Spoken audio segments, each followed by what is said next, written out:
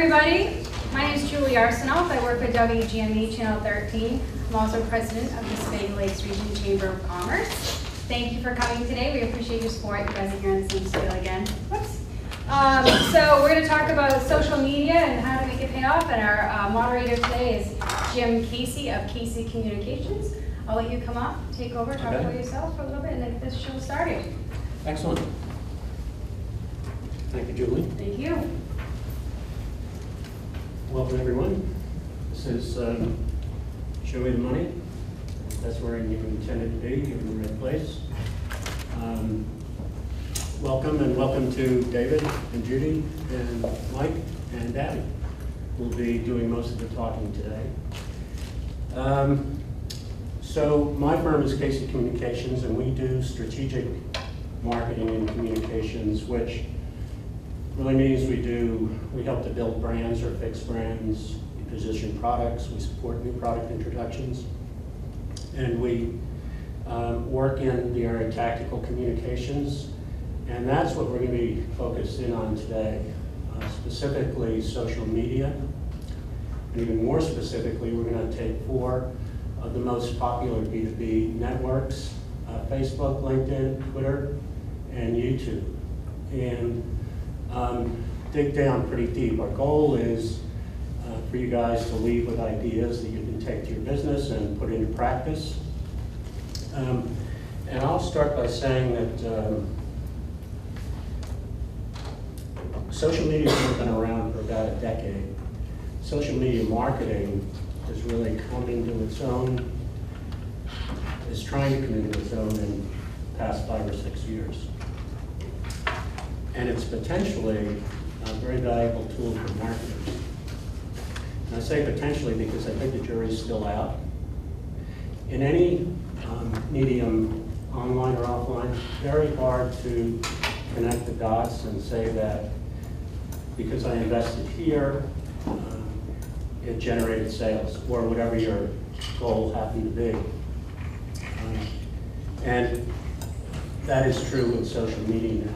I think the sophistication of it is enabling the experts to understand better cause and effect.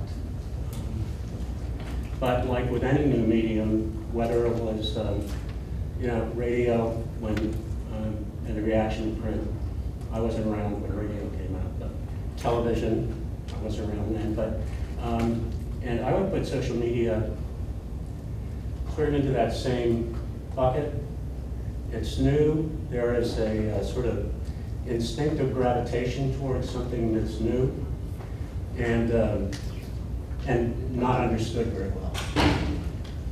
But that said, however you guys invest your money in your business in marketing, you're going to want to see the needle move and understand how it's paying off. And that's a question that we're going to try to get into today. And as I said, I'll let you leave with some ideas that our distinguished panelists will impart. And so we can get started. What I'd like to first just take a quick poll. And with a show of hands, how many of you are using Facebook in your business? Twitter? LinkedIn, and YouTube. That's interesting. YouTube should be an interesting discussion today because it, until really pretty recently, it hasn't been thought of in the same vein as like Facebook. Because well, you have to do videos, and do videos, it's big investment and so forth, which it's not. It doesn't have to be. But okay, so let's get going. What I'm going to do is have the panelists introduce themselves and briefly. And in introducing yourself, pick one of the 4 networks that I mentioned and tell the group here why you think it's particularly effective and what specifically it is, in your opinion. We'll start with David. I'm David Pride. I'm the Chief Relationships Officer for Social Impressions. We're a social media marketing agency working with medium and large size companies, helping them develop a plan to approach social media and work directly with them. And we also have a large portion of our business is speaking and educating people about social media marketing. I'll be mainly focusing on LinkedIn today. I think they're all super effective, and I'd also argue show me the money should be changed to show me the relationships when it comes to social media. But I think LinkedIn is really great for business for multiple reasons, but it's really not a whole lot different, any social media, but LinkedIn included, is really not a whole lot different than what my parents do every Saturday morning at shoots down the street when they talk with Dick and Jean, their two best friends, about what they're going to be doing that week. And my dad talks about all the different things he's done that week, and they share different tips. And I think LinkedIn is valuable because it gives you an opportunity to connect with anybody on earth that you want to, but it also gives you an opportunity to build up your own personal platform. So even if you're working a job and one day you want to be an entrepreneur, well, LinkedIn can provide you that platform to build up a profile to make yourself stand out a little bit. And if you own a company, LinkedIn provides you an opportunity to reach out to other people, connect with them better, add value to conversations, and kind of prove your worth by giving and adding value to conversations that are happening in groups and directly. And with their new blogging platform, I think LinkedIn is really, really exciting. So I'm sure we'll talk more about that later. Judy, before you go, we're going to have a Q&A at the end. Try to make it like 15 minutes. So as the panelists are going through their responses to the questions, if you have questions, write them down. We'll collect them at the end and get right into that. So Judy Jones. Good afternoon. My name is Judy Jones. My business is Info Harbor. I'm an online marketer and website developer, and it's my job to put my clients online in front of their prospective clients, which means basically that I take a good look at the business that I'm working with and then go online to find all those channels that they should be using to get their business out there in front of their particular clients. I guess I'll choose Facebook. We're going for LinkedIn, but Facebook got 1.1 billion users, I think, is one of the last numbers that I've seen related to it. So it's kind of there. You kind of can't ignore it. It's probably better used for business to consumer marketing than business to business. You can do that, but you've got to be pretty creative to make that work. But for business to consumer marketing, advertising is extremely inexpensive on Facebook, and if done right, can do well for you. Or you can just use your business page to build those relationships, help people with customer support, just create things for them, educate them, entertain them, inform them, and don't just blatantly sell to them, and it'll work for you. Thanks, Judy. Mike? My name is Mike Mayo. I'm a digital sales manager at Channel 13 in Portland.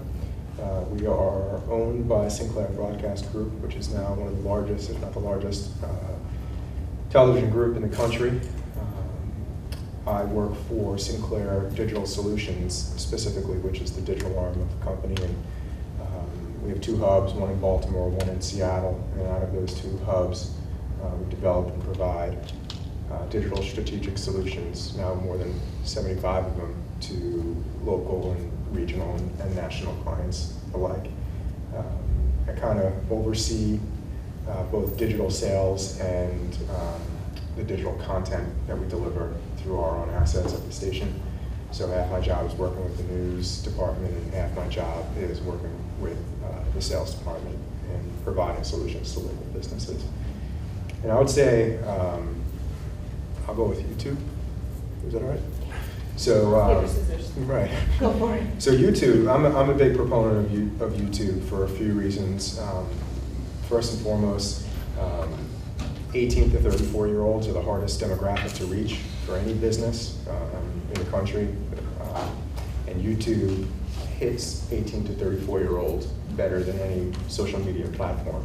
So if you have video content, you first think of putting it on TV or even on a website for something like pre-roll or something, but most 18 to 34-year-olds are consuming video on YouTube now, if that's what you want to reach. And if you are struggling with your search engine optimization and you're not coming up where you want to be coming up in Google or Bing or Yahoo or any of the search engines, one of the best ways to get up there is adding video to your site, but also having a YouTube channel. YouTube is now owned by Google, and they look at that favorably. So just those two quick things makes YouTube one of my favorites, and you can dig real deep with it, but I'll stop there for now. Abby. Thank you. My name is Abby McGilvery. I own my own social media consulting firm.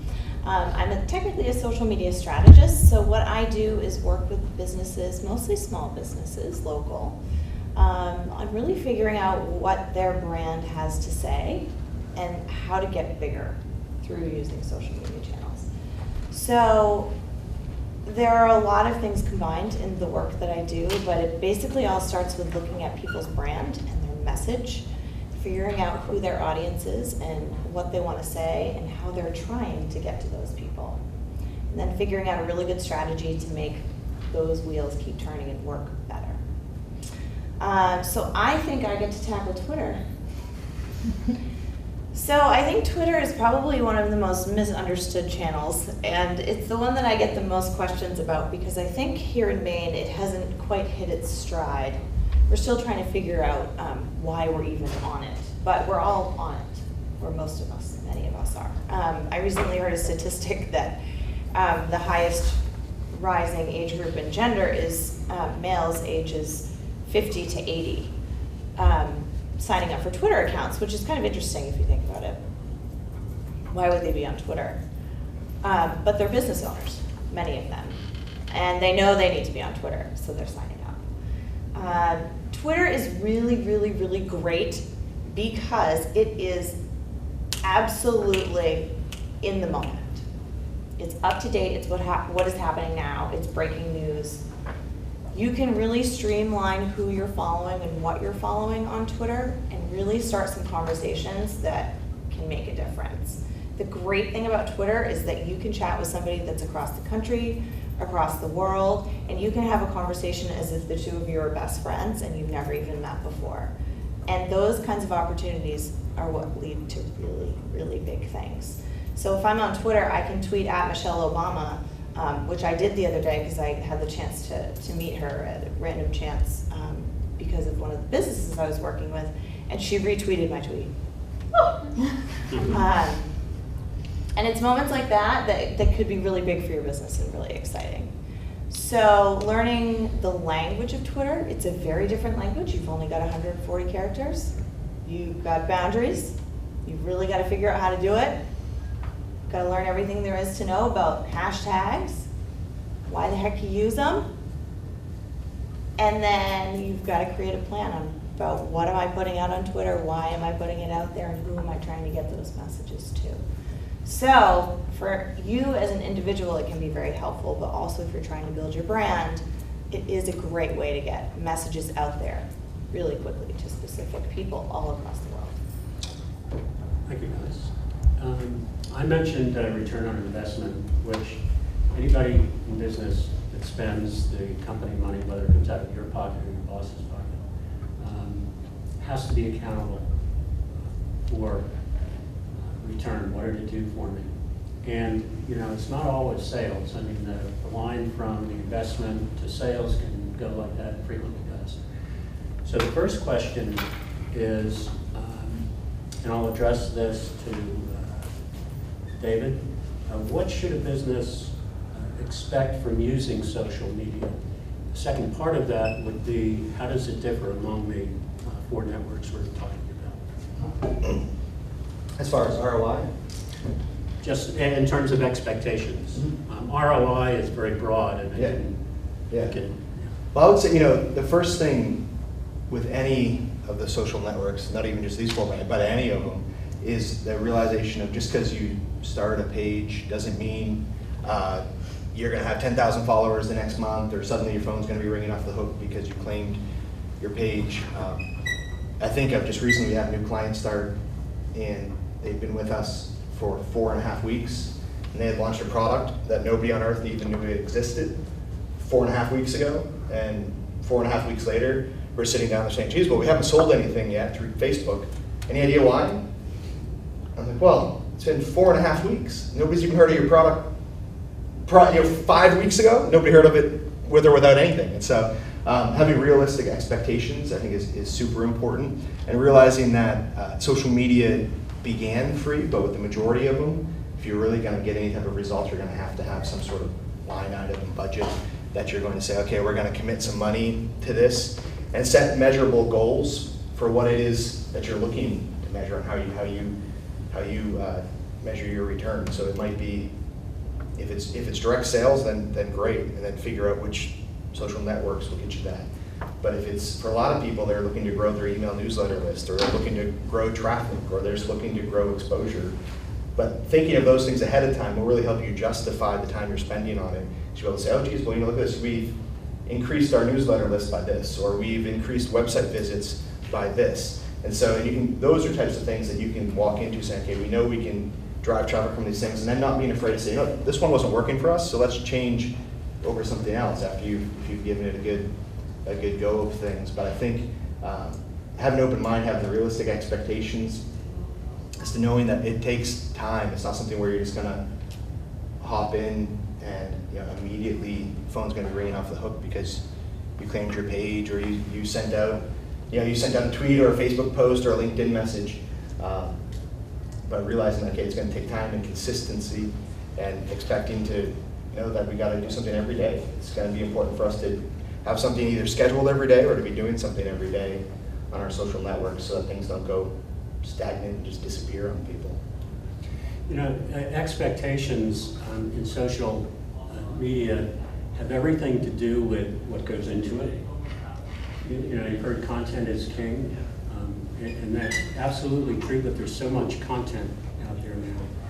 So your expectations of social media, regardless of network, has to be premised on the quality of what's going in, the messaging, the means for engagement, and because it'd be very easy to say, well, geez, I tried this. I mean, your example, and well, LinkedIn doesn't work, so I'll try something else without challenging yourself. Did I do it at a high level, targeted to the people I'm aiming at? But Judy, same question. Okay. Well, I agree with both of you. First of all, expectations are really important. And what's really important is, what is your goal? What are you trying to do with social media? Are you trying to do direct sales? It's not the easiest thing to do on social media. Are you trying to just get more awareness of your business out there? Are you trying to do customer support? Are you trying to hire people? Those are all different purposes that you can use social media for, and you really need to identify what those are so that you can develop the right strategy, pick the right tools, pick the right social media venue, and really learn how that works so you can make it work for you, or hire somebody like us to help you with it.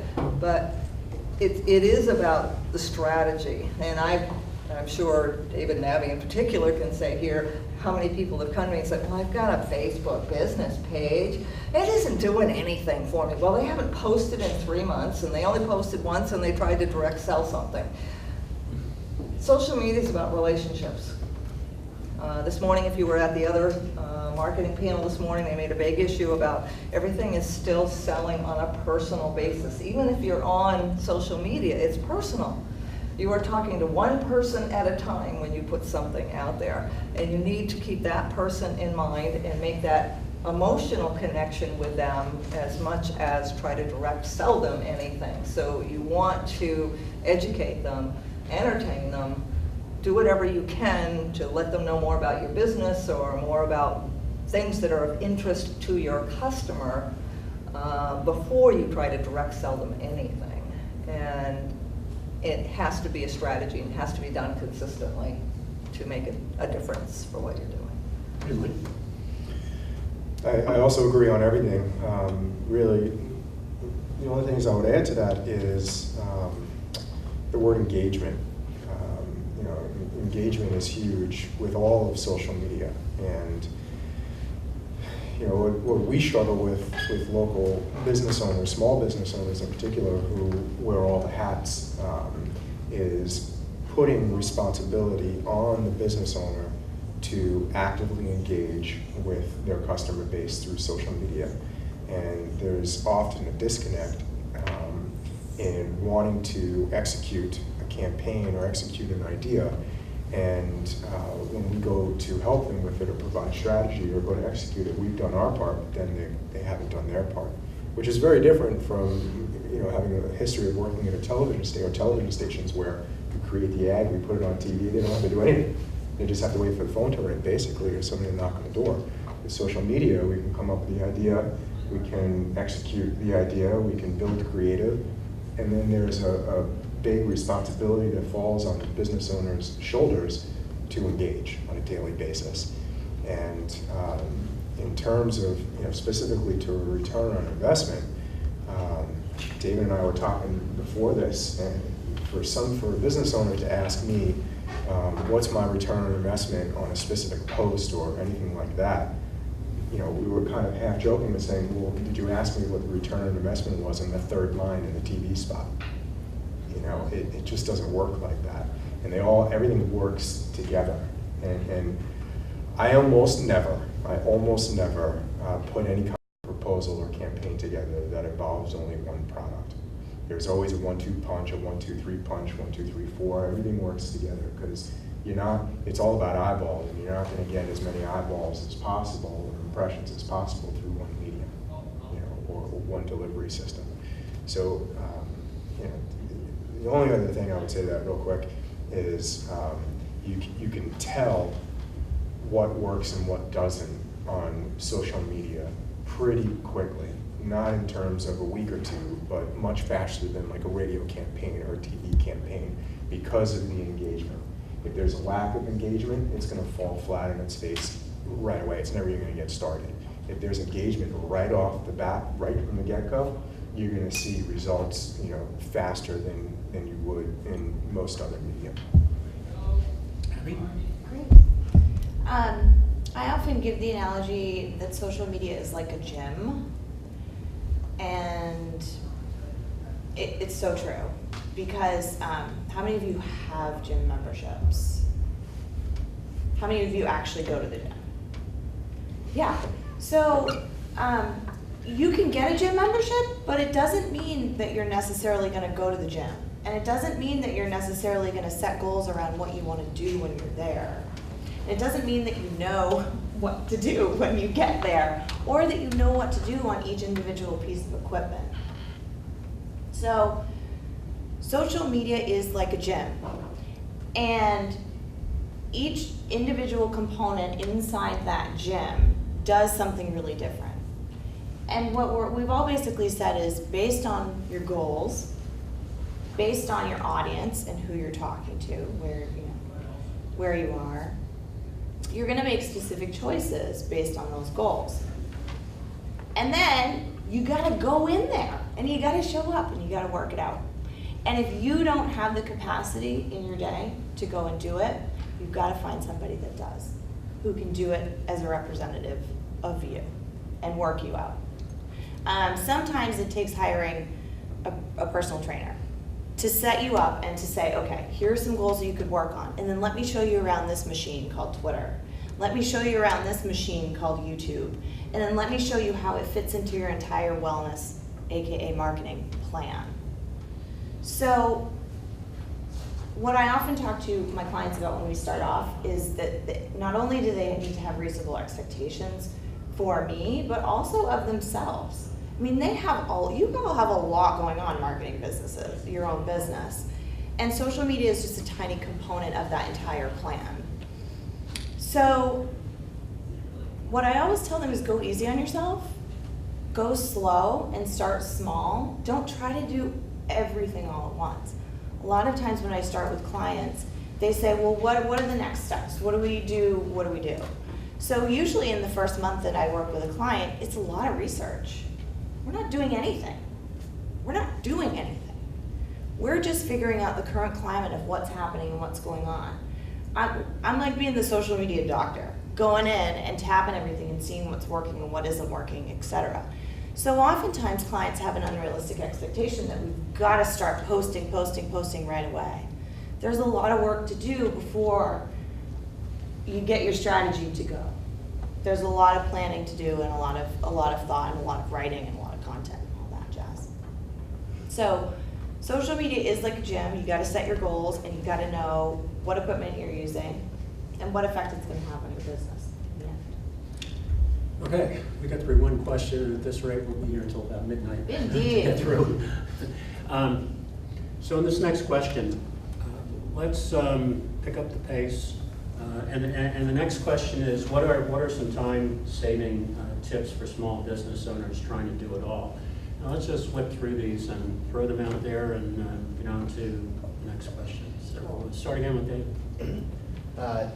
My favorite tool is fairly inexpensive. It's like $30 a month. It's called Sebago Social. Within it, you can schedule all your content for the entire month for Facebook, Twitter, your personal LinkedIn page, and Google+. And then you can also print out little reports that'll tell you how it's all doing. So it's a great tool, and it's really inexpensive. An even cheaper version is Hootsuite. Now it's only $10.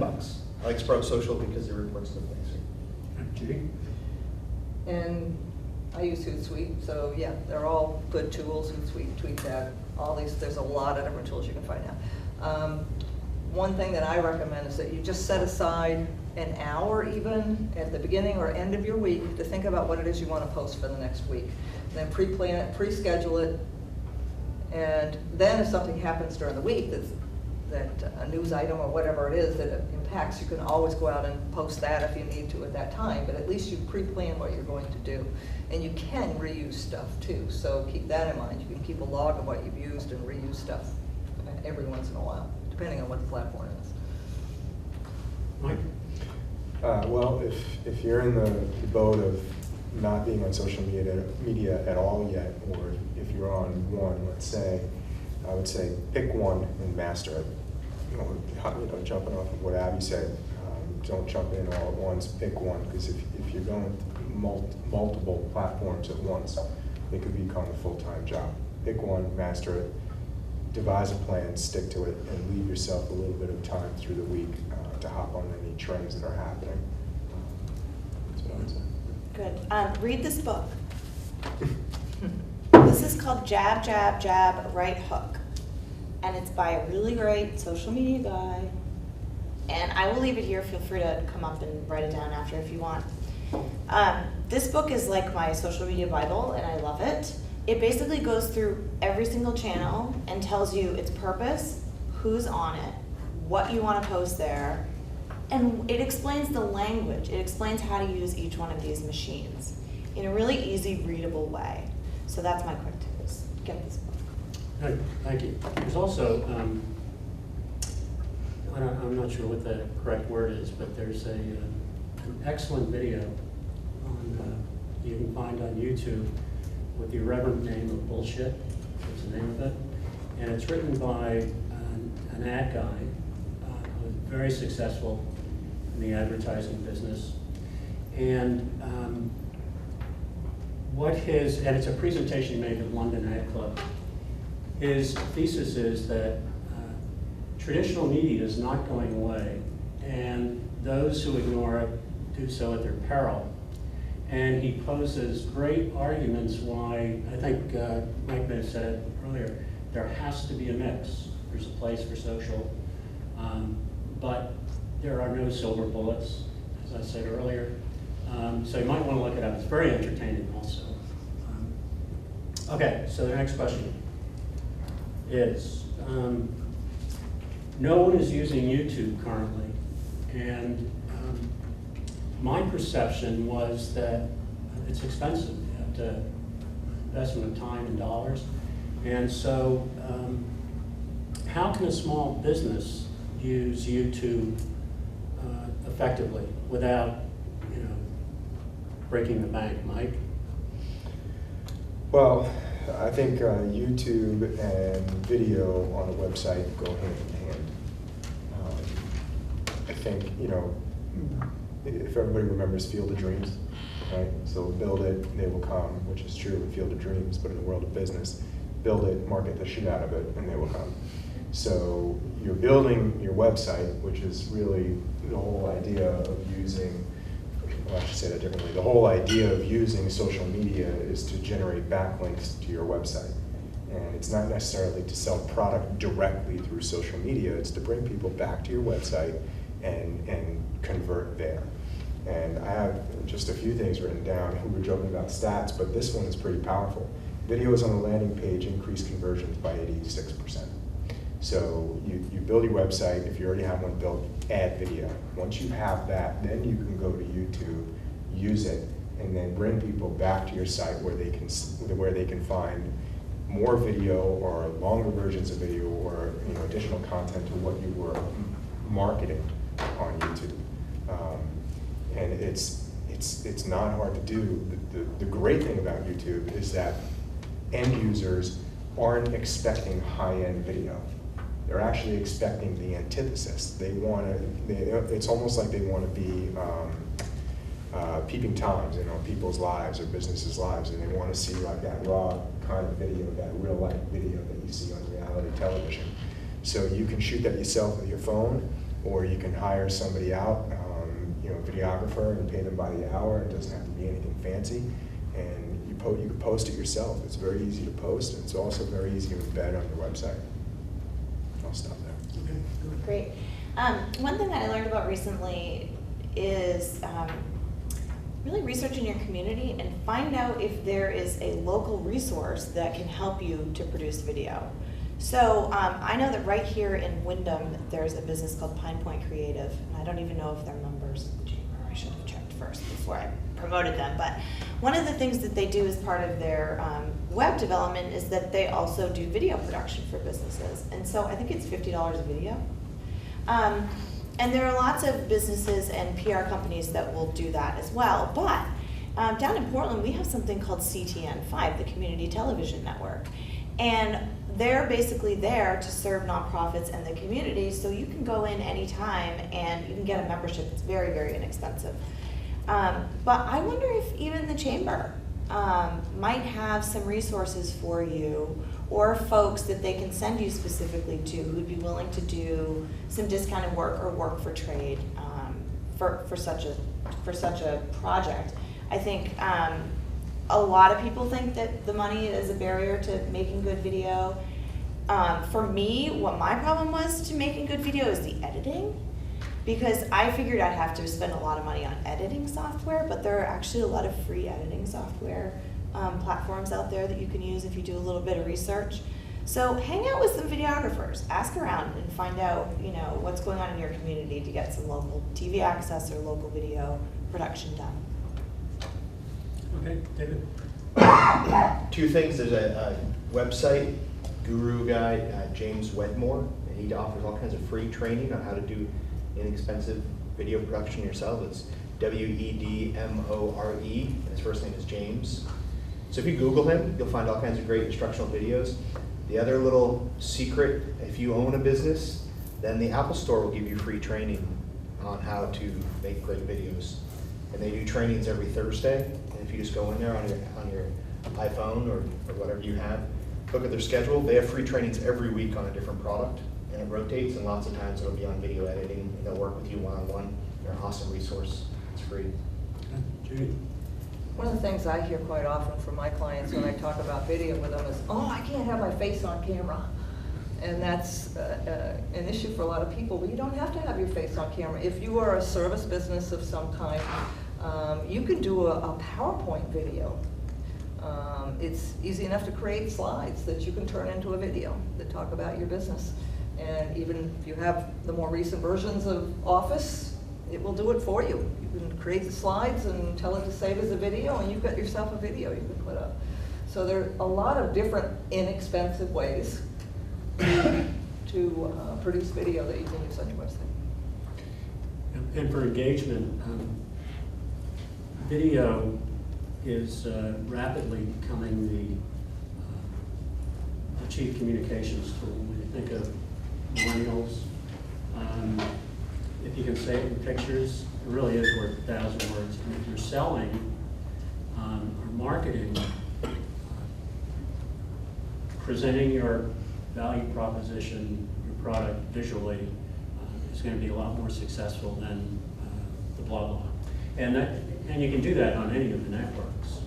It may take a little creativity, but all of you have that. So, next question. What should you communicate to your followers on social media? This is getting at how do we engage? How do we capture the attention and the involvement of potential viewers? Abby, would you start? Sure. So the reason I brought my peacock feather today, some of you are probably wondering why the heck I was carrying this thing around. But my brand is heavily built around a peacock feather. And one of the, when I decided to launch my business, my kind of tagline was, I really like helping businesses show their feathers. And I've always loved peacock feathers. And so it's your brand. What you need to put on social media is your brand. But it's not about your color, it's not about your logo. I mean, you know all that stuff. It's about really who your brand is and really what your brand stands for. So what you need to be sharing on social media is story. You need to be sharing stories that get to the heart of the values of your company. So a lot of people don't think about what their company values, what's really, really important. So once you sit down and make a list of 5 or 10 things that are important to your company and to you as a business owner, you'll get a little bit of a better perspective on what your brand really stands for. And then you can craft things, you can craft content, create things, start collecting content that reflects what those values are. So if community and community service and being really involved in local nonprofits is something that's really important, that's a value to you, the content that you create for social media channels needs to reflect that.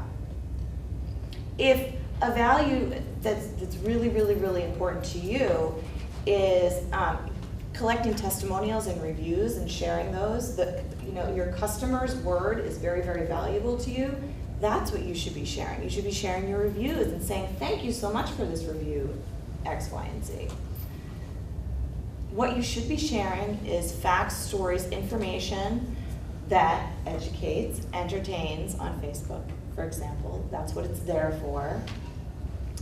That reflects your values, that's going to push people to your website. And you want to be giving people a good balance. You don't want to be right-hooking them all the time with, boom, come sign up for our newsletter, boom, come make this purchase, boom, meet this person.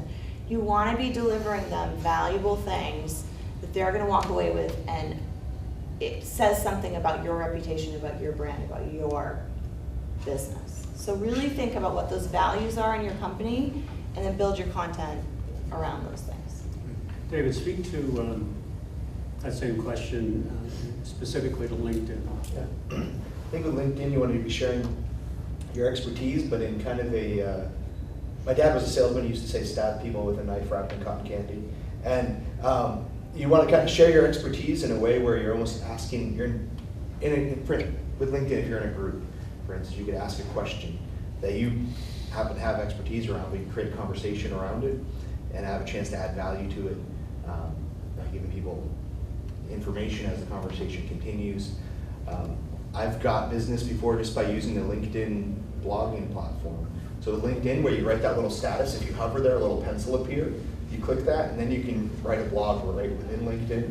When you finish it, you push publish it, it goes right out of people's news feeds within LinkedIn. And that's a great place for you to talk about your expertise and to share about something specific that changed in your market or something that people should be aware of and how it might affect them. And so with LinkedIn, I think it's, I'm not posting pictures of my chickens and my wife and my latest trip and all these other things, but I'm talking about social media. I'm talking about small business ownership, and I'm talking about how people can use social media to grow their company and create a conversation around that. Judy, so what should you communicate to your followers on social media? I second everything that Abby said. I tell my clients I'll educate and entertain, that's what I usually start with, but you want to be thinking about who are you talking to? Who are your followers? What are their interests? And how can you help them? So think about, find articles that you see online, find YouTube videos, find whatever it happens to be, and pass that on to your followers, whether it be Facebook, YouTube, LinkedIn, wherever it happens to be, but pass that on to them so that they can see that you have an interest in them as much as you're just trying to push your own business. So you want to really be spending time thinking about what your particular client base is interested in. Find that sort of thing, post it out there, and yes, you can sell as well, but do it infrequently and do it with your cotton wrapped knife very softly out there on social media. You don't really push it as much as you would elsewhere. At least in posting, you don't push it that much. So just really be interested in what your clients are interested in. Find that out, find anything you can out about those customers, and speak to them directly when you're putting something out on social media. Mike? Well, if you have followers, chances are they're following you because you've already sold them. They already like you, you know, literally. They already like you. They already have some sort of a passion for what it is you're providing to them. I mean, look at Yankee Candle. Go to Yankee Candle's Facebook page tonight when you have a moment. They know, insane. It's insane. They know how to do it. Yeah. They are the epitome of Facebook. They have nailed it. So if you have any question on how you should be using your Facebook page, look at what they do. And they are speaking to over 2 million people who are insane about candles.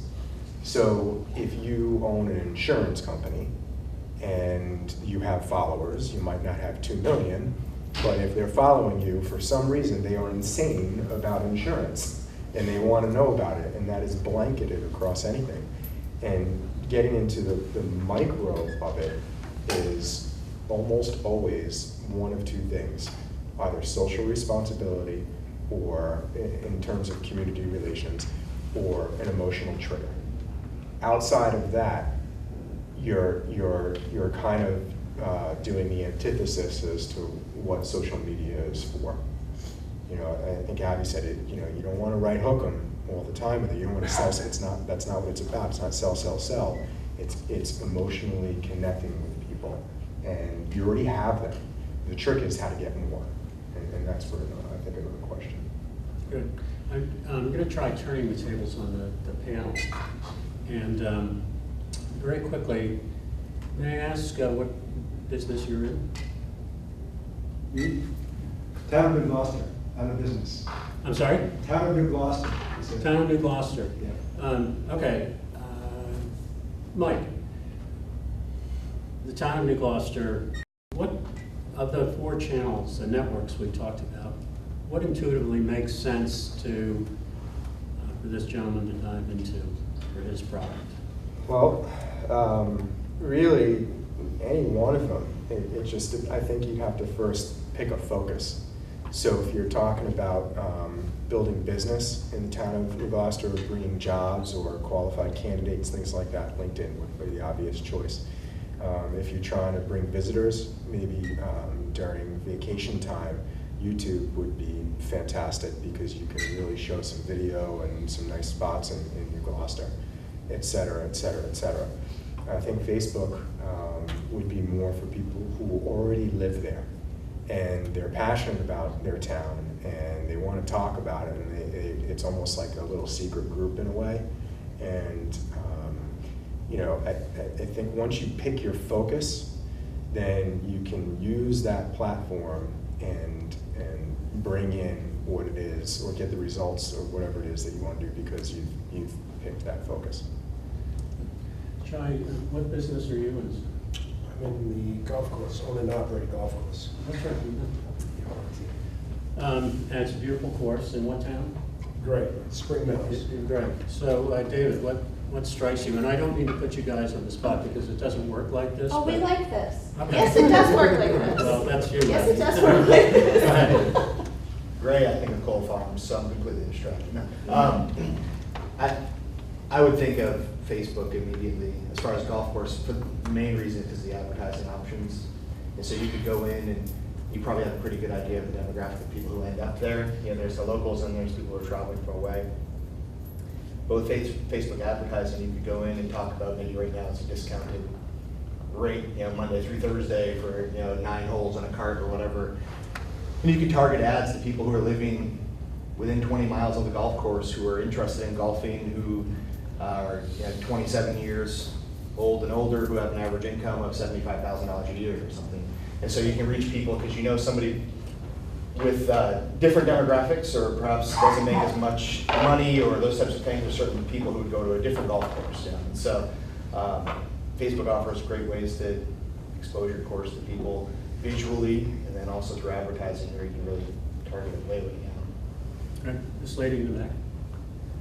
You? Municipal government as well. Oh, okay. How about you?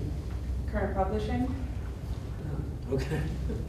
All right. Judy, what strikes you? Okay, well, they're already doing a lot of that sort of thing. And I'm sure you have a very robust online presence for doing that. Facebook, of course, is a good place for you because you've got all the news of the day in the specific area, so you can do some real geographic targeting with what you are doing.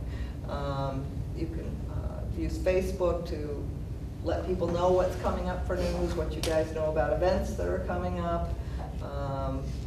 You could use YouTube for videos for the area to help promote some of that, different items that are there.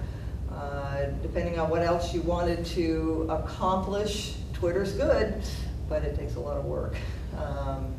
But Facebook would probably be the first place I would see you guys really making good use of. Has anybody tweeted since this session started?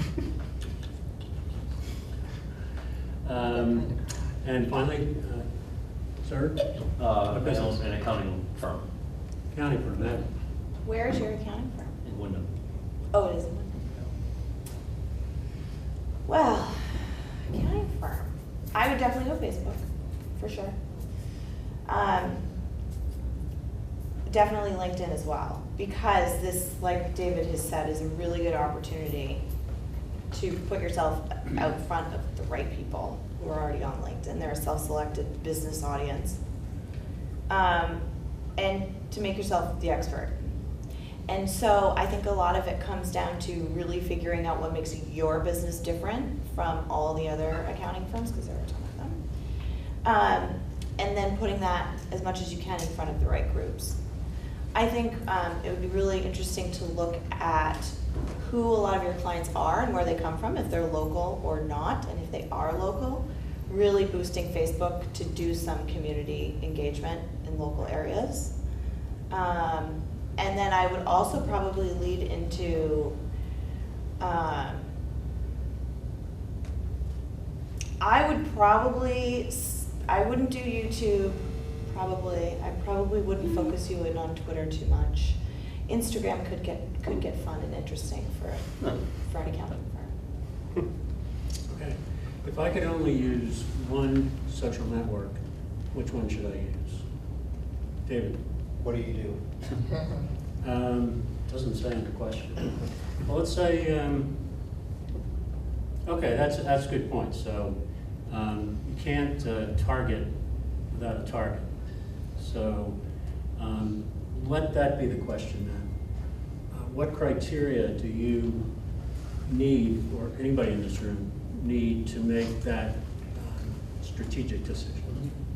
I think if you're ever, as far as like if you're looking for, we were joking about statistics earlier. There's a great website, expandedramblings.com, that has a bunch of really reliable statistics.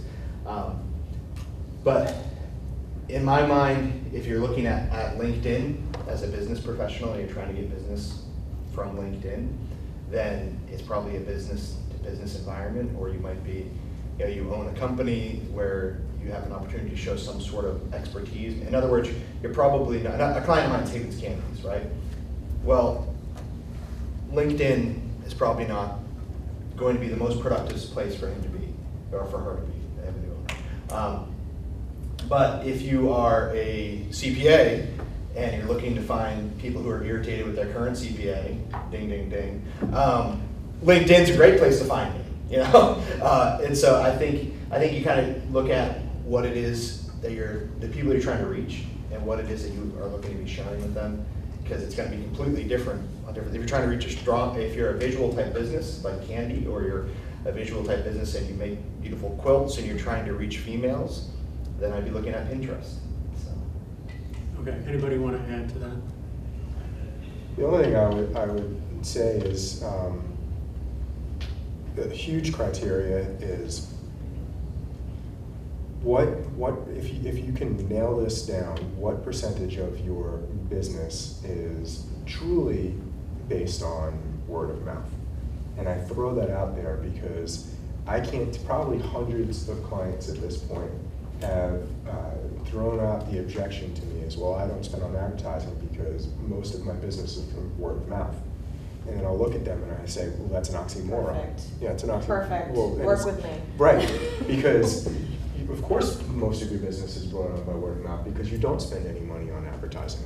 If you spend money on advertising, probably a good portion of your business would have come in through advertising, and word of mouth would just be there to help you expand on that and give you good reviews and help you with that. And so I have no idea if this stat is right or not. I have a source for it, but I would bet that this is very conservative and it's very vague, but it's very funny in the same. It says most companies miss or mishandle up to 80% of customer engagement opportunities. And I would say that that's probably closer to 90 or 95%. So what is the right social media platform for your business? Probably the one that will give you the biggest opportunity to engage with your customers. And depending on what kind of a business you are, is based upon, depending on what kind of business you are and whether you're B2B or B2C, you will be able to identify which platform it is and then pick which platform based on that will give you the biggest opportunity to engage with your customers. Good. We're going to take a few questions in a minute, but before a business even begins thinking about, do I use social media or do I use traditional media, the most important effort that you can put into your business is positioning your business. And there are only 3 pieces to it. It takes a lot of thought, and whether you're in an accounting business or a municipality or a golf course or real estate, you got to think hard about who is my target audience. And it's not just, the target audience isn't adults 18 to 24. That's sort of a giant macro. So who's my target audience? And then, very importantly, who am I competing against? Because if I'm competing against the golf course down the street, they probably have the same target audience. And then if you do an outstanding job answering those 2 questions, the next one is, what makes me different in terms of the value that I deliver or the unique selling proposition? There's so many businesses, and not just small businesses, that go out of business because they haven't done that homework. Once you do that, then how you market it out can be infinitely simpler and done with greater confidence. So I'll leave you with that. And are there questions for our panelists? There's got to be one question that they haven't addressed. Yes. I realize if you do retail sales, and that Groupon could be an opportunity to get your name out there. Do you ever look at Groupon as an example of another semi-social media outlet at all? Or do you see much cross-marketing, like you do a Groupon, but then you tweet it out, hey, check out my Groupon I just put on, Oh yeah, a lot of the businesses that I work with are local and smaller, and so they ask me about Yelp, they ask me about Google Plus always, you know, they're like, I know I need to be on there, but what the heck should I be doing on there? And they do always ask about Groupon, and Living Social is the other one that, you know. While I will keep my individual opinions about all of them to myself, you have to figure out, again, you have so many options. What are you giving away? What do you want to get back from it? And does it work? Does it work for your company? A lot of times it's experimentation, but you have to do it in a controlled way. If I'm going to decide to do this, I have to figure out, okay, what's my goal? What do I want to get back? And then did it work? A lot of people sign up and do Groupon and they're like, oh, we've been doing it for 4 years. I'm like, well, are you getting any customers? Well, I don't know. Well, you know, again, don't just put out an ad over and over and over again because that's what you've always done. You really got to look at, does it work for me? So each company has a really different experience with Living Social and with Groupon based on what they really want to do. Questions? I think there's a potential negative also to those types of deals. I used to work for the Portland Harbor Hotel, and within the Portland Harbor Hotel is At the Garden. I work a beautiful restaurant. We're expensive. If you can't afford to eat there, then don't eat there. And so when Groupon would call me to pitch me a discount, we don't discount because that's discounting our brand. And quite frankly, we didn't care about having somebody come in and eat steak once. We want the executive down the street who's going to come here every Thursday night with his wife. And so Groupon sometimes creates a one-time relationship where somebody comes in and eats your burrito once, and then they're not coming back till they get another discount. And like, you want a great example of it, look at all the massage therapists on Groupon, right? I haven't paid a full price for a massage in like 3 years. Because I know the next, another 6 weeks from now, somebody's going to be marking their $95 massage down to $26. And so, and then I can go down the street and get a $2 smoothie that would have cost me $12. I'll never shop at again. And if I'm feeling really lucky and wealthy, then I'll go play golf for $6 when it would have cost me $72. Well, guess what? The place I normally golf, I'm going to golf at again. The place I normally buy my shoes, that's where I'm buying my shoes again. And I'm not loyal to any massage therapist because I know they're always going to be looking to make a quick buck. And so, but there's a huge risk with this. Like, we can get a big influx of business. My wife and her mom used to own Plaza in Scarborough. It's a grooming and pet salon. They did a Living Social once, and then guess what began to happen? All the grooming customers were like, well, we bought your Groupon once. We don't see why we have to pay full price again. Like, we paid $40 for the $80 thing. Well, then why, this? And they completely discounted the brand. And then the people began to get ticked off because my wife wouldn't go ahead and sell another Groupon. Because it created these one-time cheap loyalist customers that just wanted, people like me, that just wanted a quick deal. And so the brand loyalty was completely gone. And so I think that's one thing to really keep in mind is do I really want the Dave Prides of the world who's just looking to get a great deal, or do I want a loyal customer? So that's one thing to keep, to really think about. The one thing I would add is ask questions. So behind each and every Living Social deal, Groupon deal, there's a person. So there's one guy that does all the Living Social sales in Maine. Ask to see results from other companies that are similar to yours.